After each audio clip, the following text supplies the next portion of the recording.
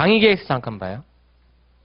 강의 계획서는 이제 여기 이번 요 이순환이 이제 조문 판례 강의면서 일종의 진모 강의거든요. 그러니까 먼저 예습 형태로다 오늘처럼 문제를 먼저 풀어보고, 그러니까 진도 범위에 맞게 문제를 풀어보고, 그러니까 문제가 뭐예요? 다 예습 내용의 문제죠? 그 얘기는 뭐 미리 보고 오라는 얘기인 거지.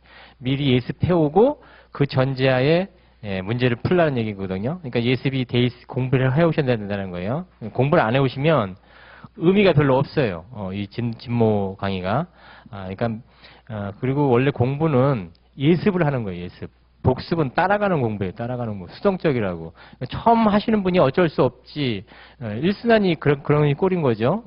예습, 복습 형태로 다 해온 거고, 그것이 어느 정도 회독수가 됐다는 전제하에 예습으로 한다는 거예요. 예습을 해오라는 식으로 자꾸 주문하는 거고, 그거에 따라서 진도에 맞춰서 먼저 풀어보고, 그리고 수업을 들으면 거의 90% 이상 자기 걸 가져간다는 거예요. 자기가.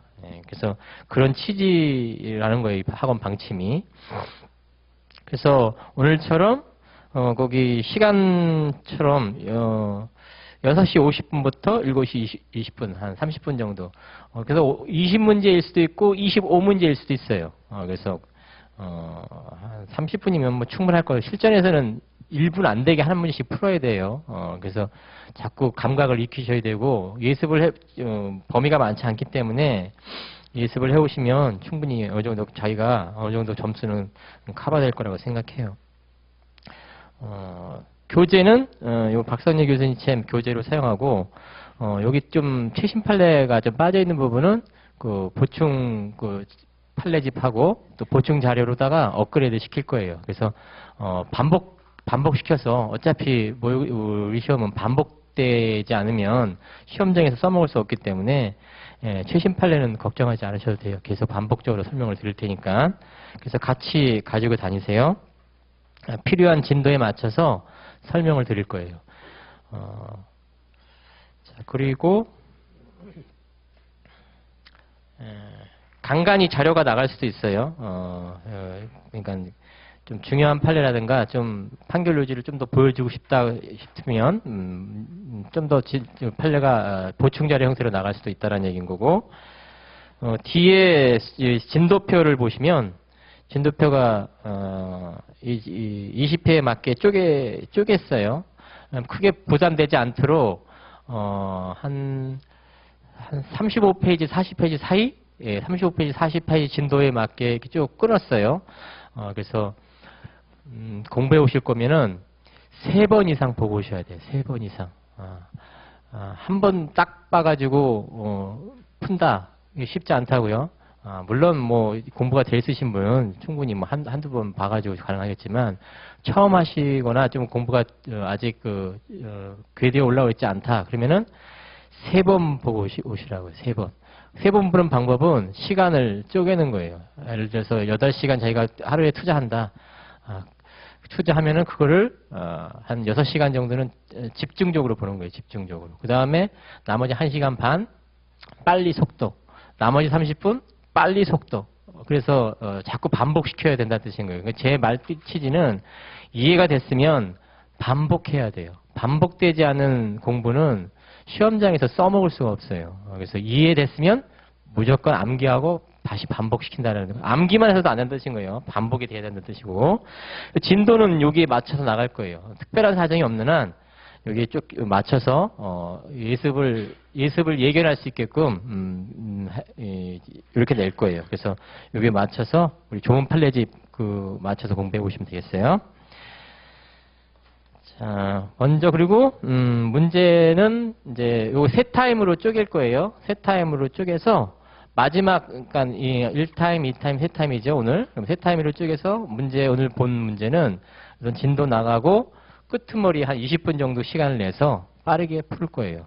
그러면은 복습 효과가 충분히 될 것으로 보여요. 예습해 오면서 강의 듣고, 그 다음에 다시 문제 풀면서 복습하면 충분히 한 번에 한 2, 3회독 효과를 누릴 수 있을 거예요. 물론 또 집에서 예습해 오실 거잖아요. 그러니까 1, 2회독. 제가 3회독 효과를 했죠. 근데 1, 2회독, 적어도 1, 2회독이라고 친다면 수업하면서 또 한 번, 그 다음에 또 문제 풀면서 다시 모의고사 보면서 그러면 중요한 것들은 다 짚고 넘어간다고 생각되어져요. 그래서 공부에서 중요한 거는 이해도 중요하지만 특히 1차는 반복이에요. 반복되면은 문제 많이 풀어보고 반복시키면 여기 대체로 다 법무사 준비하시는 거죠? 네.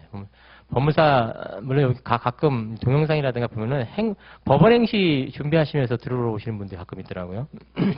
근데 법무사 시험 같은 경우는 특히 1차 커트라인이 상당히 많이 낮아졌기 때문에 조문하고 판례 민법적인 큰 이론을 사실 알면은 더 좋겠지만 모른다 하더라도 그러니까 빨리 접근할 수 있다라는 거예요. 빨리.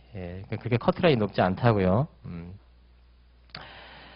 자, 통칙, 민법 총칙부터 보죠. 그리고 진도는 민법 총칙, 물권법, 그 다음에 채권 총론, 강론, 친상 이런 식으로 나갈 거예요. 원래 제가 2차 강의도 하는데 2차 강의할 때는 채권 총론부터 나가거든요. 그것은 이제 채권 총론이 이제 좀 난이도가 있고 시험에 가장 많이 나오는 쪽이어서 채권 총론, 강론, 그다음에 물권법, 그리고 민법 총칙, 가족법 이런 형태를 하는데 1차는 민법 총칙에서도 상당수 나와요. 기출 문제를 분석해 보시면 아시겠지만 그래서 민법 총칙부터 쭉 친상까지 하도록 할 거예요. 자, 첫 페이지부터 보죠. 그래서 오늘 진도는 50페이지까지, 49페이지죠? 49페이지까지예요. 자, 1조 법원부터 보죠. 그래서 그리고 우리 이 민법이 좀 개정된 게 좀 있어요. 그건 나중에 추록으로 그렇게 많지 않거든요. 그러니까 너무 그런 거에 너무 민감해하실 필요 없어요. 추록으로다가 자료를 제공할 거예요. 그리고 같이 한번 확인할 거예요. 그러니까 좀 바뀐 부분이 있다고요. 이 조문관에서. 그래서 추록으로다가 설명드리도록 할게요. 많지 않으니까 크게 걱정 안 하셔도 된다고요. 그것 때문에 떨어지게 하지는 않을 거라는 얘기인 거예요. 자, 법원 민사에 관하여 법률의 규정이 없으면 관습법에 의하고 관습법이 없으면 조리해야 한다.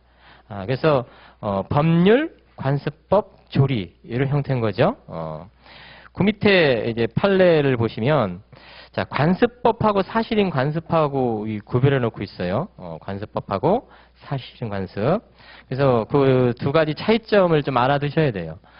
특히 관습법 같은 경우에는 우리 오늘 문제에서도 보고 있지만 관습법이 성립되는 시기를 언제를 보고 있어요? 법원의 판결? 그게 아니고 법적 확신이죠. 물론 법적 확신되는 걸 자꾸 문제를 바꾸니까 참고적으로 알아요. 물론 관습법이 전체법 질서에 어긋나서는 안 돼요. 전체법 질서를 뭐를 말하는 거예요? 헌법을 최상위 규범으로 한 전체법 질서죠. 그래서 그런 것도 참고적으로 알아두시고 관습법 같은 경우는 또 뭐예요? 사실인 관습하고 비교되는 것이 관습법은 당사자 주장이 없어도 법원이 직권으로 판단한다고 해요. 사실인 관습은 당사자가 주장 입증이 된다고 해요. 근데 그것이 엄격하지 못한 것이 관습법 사실인 관습 당사자 주장 입증이 된다는데 관습법은 법원이 직권으로 판단한다는데 관습법을 법원이 모를 수도 있어요. 그럼 어떻게? 사실 법원한테 알려졌다면 법원이 직권으로 판단하겠지만 알려지지 않았다면 어떻게? 당사자가 최종적으로 주장 입증할 수밖에 없다라는 거예요. 그래서 그런 것도 뉘앙스를 좀 참고적으로 알아두시고.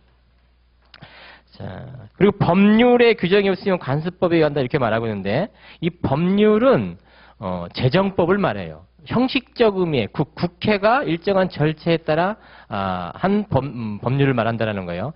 따라서 오늘 문제에서 그런 얘기 있었던 것 같은데 위헌법률 심판 대상인 법률은 재정법을 말해요. 즉 관습법은 위헌법률 심판 대상이 못 된다라는 거예요. 그것도 참고적으로 알아두실 필요가 있죠. 자, 그래서 1번 같은 밑에 판례부의 끝부분을 보면 이 밑에 세 줄이에요. 첫 번째 판례 끝에 세 줄. 그런 말이 나와요.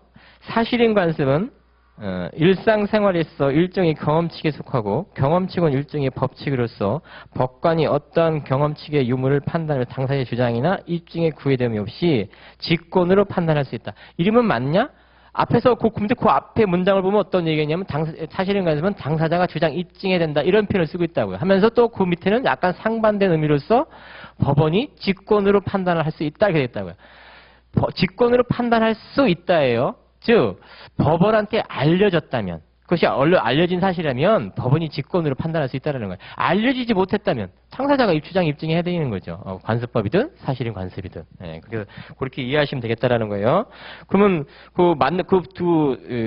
법원이 직권으로 판단할 수 있다. 이게 틀린 질문이냐? 틀리지 않다고요. 판례가 그렇게 표현하고 있다고요. 그 뜻은 어떻게 받아들이시면 되냐면 법원한테 알려져 있다면 직권으로 판단할 수 있는 거고 알지 않다면 당사자가 주장 입증해야 된다는 뜻인 거예요. 그렇게 선회 해석하시면 되겠다라는 거예요. 그 밑에 판례도 같이 읽어보죠. 좀 문제를 보면서 판시사항, 그 볼드칠되어 있는 부분이 판시사항이거든요. 그리고 그 밑에 맞춰서 판결 요지로다 이렇게 되어 있거든요. 판시사항이 이해가 되면 굳이 판결 요지를 읽어보지 않아도 돼요. 그러니까 따라서 판시사항 밑에 처음에는 그게 잘 안 되겠죠. 판시사항 보고 판결 요지를 봐야 되겠죠. 근데 이제 물론 우리 지문은 이제 실제 시험장 지문은 판결 지문 요지로 나온단 말이에요. 판시사항이 아니고. 그래서 판시사항에서 그 판결 요지 내용을 유추해서 빨리 끄집어낼 수 있다면 밑에 거 다 안 읽어봐도 된다는 뜻인 거예요. 그래서 자꾸 연습이 필요하죠. 자, 판시사항으로 볼게요. 첫 번째 그 페이지 끝 하단에 있는 부분 볼드체된 부분이죠.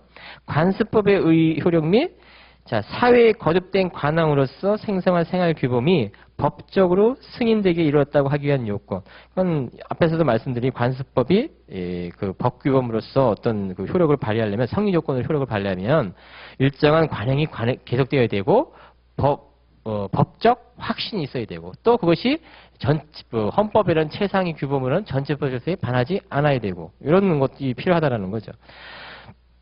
그래서 여기서 나번도 보면은 관습법으로 승인된 사회 거듭된 관행으로서 생성한 생활 규범이 법적 규범으로서의 효력을 상실하게 되는 거예요. 전체법 질서에 어긋나면 상실하게 되겠죠.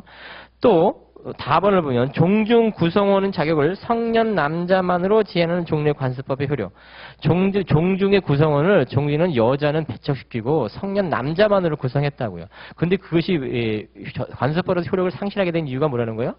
헌법의 남녀평등이라는 헌법의 최상위 규범은 전체법 질서에 반한다라는 거예요. 그래서 그 효력을 상실했다라는 거죠. 이게 전원합체 판결 내용이기도 했던 거예요. 라번을 보시면 공동선조와 성과 본을 같이 하는 후손은 성별의 구별 없이 성년이 되면 당연히 종중의 구성이 되는지 그렇다라는 거예요. 종전에 여성을 차별시켰다고요. 여성은 종중원이 되지 못하겠다고요. 그런 관습법이 있었다고요. 그 관습법이 효력이 상실됐다라는 거예요. 전체법 질서에 어긋났기 때문에. 마번을 보시면 마번하고 바번은 그 판결 요지에 없어요.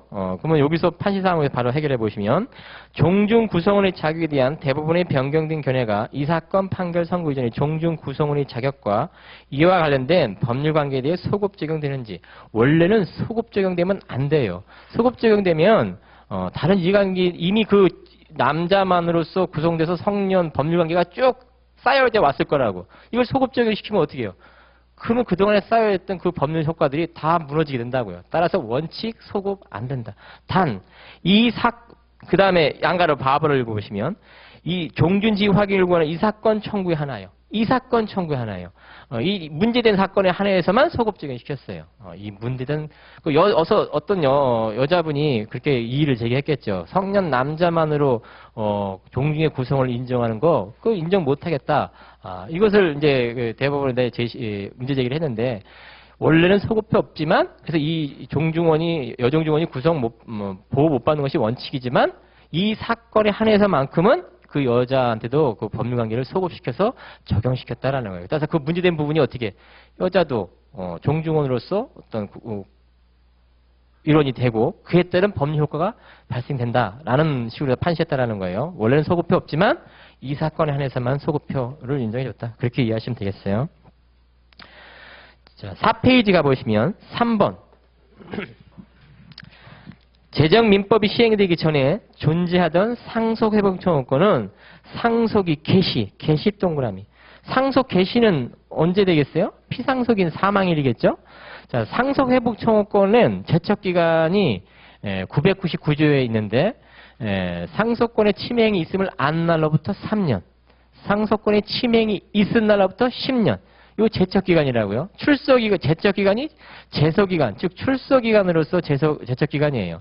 그거 어기면 어떻게 해요? 상속회복청구권 각하예요. 둘 중 하나만 어겨도 각하예요. 즉 상속권 침해행위 있은 날부터 3년 도가에도 각하, 상속권 침해행위 있은 날부터 10년 도가에도 각하라고요. 자, 근데 여기서 뭐라고 했냐? 상속 개시된 날부터 20년이 경과하면 상속회복청구권 소멸한다. 일종의 소멸시효로서 이렇게 적용시켜 놓고 있다고요. 자, 그러면 피상승이 사망한 날부터 무조건 20년 지나면 상속회복청구권 소멸하냐라는 거예요. 그러면 어떻게? 부당하다라는 거예요. 안날이 최근에 있을 수도 있잖아요.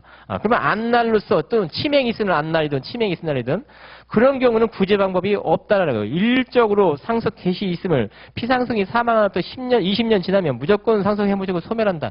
이렇게 동전의 관습법이 있었는데 그걸 그대로 적용시키면 전체법 질서에 반한다라는 거예요. 그래서 그것이 관습법으로 소력을 인정 못 받았다라는 거예요. 판례에서.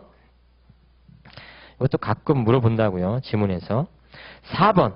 관습법이 헌법재판소의 위헌법률 심판 대상인지. 이때 위헌법률 심판 대상은 재정법이라고. 재정법이 뭐라고 그랬어요?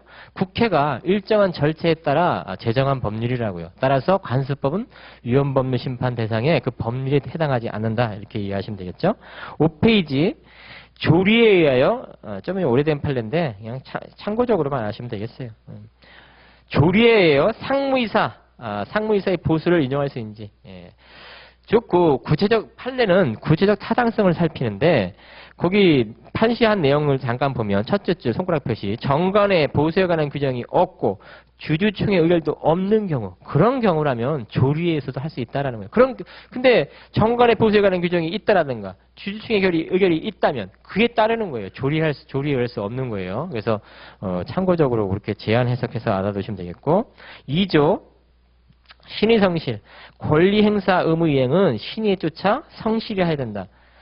권리는 남용하지 못한다. 자, 2조는 법원이 직권으로 판단하는 것이 원칙이에요. 직권 판단. 즉 신의성실 원칙이라든가 권리남용 법원이 직권으로 판단하는 것이 원칙이다. 6번 신의성실 원칙의 의미와 그 위배를 이유로 권리 행사를 부정하기 위한 요건.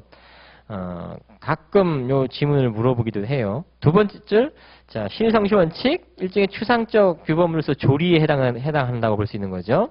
자, 그 밑에 두 번째 줄부터 읽어볼게요. 신의성실 원칙에 위배된다는 이유로 그 권리 행사를 부정하기 위해서는 상대방에게 신의를 공유했다거나 객관적으로 봐 상대방의 신의를 가짐이 정당한 상태에 있어야 하고, 자, 그 다음 표현을 체크해 두시면 되겠어요.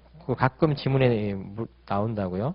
이러한 상대방의 신의에 반하여 권리를 행사하는 것이 정의관념에 비추어 용인될 수 없는 정도에 이르러야 한다. 이것이 신의칙 위반으로서 그 신의칙의 의미를 설명하고 있는 거예요. 의의 개념으로서. 7번 신의성실 원칙의 위배와 권리 남용이 직권 조사 사항인지 그렇다. 직권 조사사항이다. 직권으로 판단한다. 이렇게 생각하시면 되겠어요. 사실 직권 조사사항은 민사소송과는 좀 어려운 내용이 들어있는데 뭐 그것까지 굳이 알 필요는 없어 보이고 1차에서는 나중에 2차 가실 때 공부하시면 되겠고 원래 의미는 직권 조사사항은 소송 요건에 관한 판단일 때 당사자 적격에 관한 소송 요건에 관한 판단일 때 법원이 직권으로 조사할 수 있다. 직권 탐지까지 할 필요는 없어요. 이미 드러난 자료에 기초해서 법원이 직권으로 판단한다는 의미예요. 당사자 적격에 관한 소송 요건으로서 나중에 2차, 법무사 2차 공부하시면 민사소송에서 자세하게 공부하시기 바라요. 직권으로 판단할 수 있다. 이 정도 생각하시면 되겠어요. 신의성실 직권에서. 8번은 모르셔도 되고 9번 자, 공인중개사 자격이 없는 자가 거래행위를 중개했으나 업으로 한 것이 아니라, 자, 공인중개사도 그렇고, 또 법무사법, 변호사법, 업으로 하지 않으면 그것이 업으로 하지 않는다면 그 효력이 부인되지는 않아요. 그러니까 이례적인 행위, 그것을 직업으로서 하지 않는 행위, 그것은 설령 위반